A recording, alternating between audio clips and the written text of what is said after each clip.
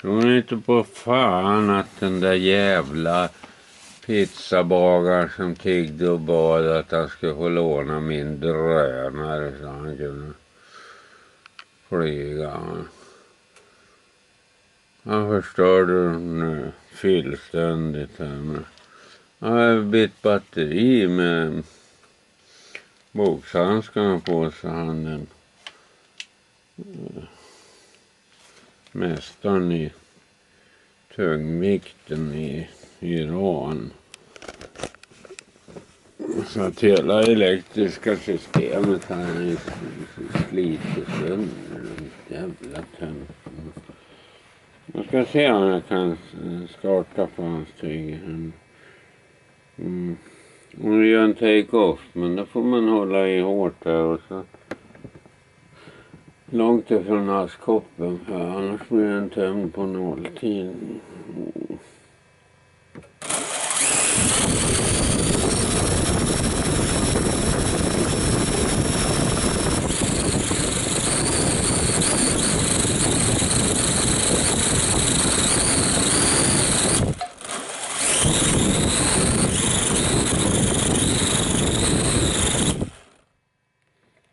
Jo, det är full fräs på honom. Jag trodde han hade kortslut och batterien. Det var ingen fara med det, men faran är att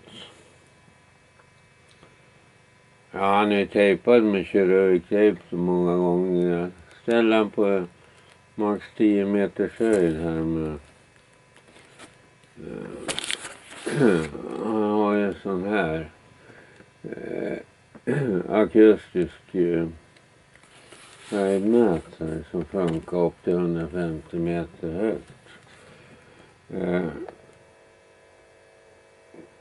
Men jag tror jag störtar rätt ner i stenbeläggningen på torget från 8 meter och då gick han ju ganska mycket sönder. Och sen så mycket lövträd man har klippt med rotorbladen och de behöver ju bytas dem också.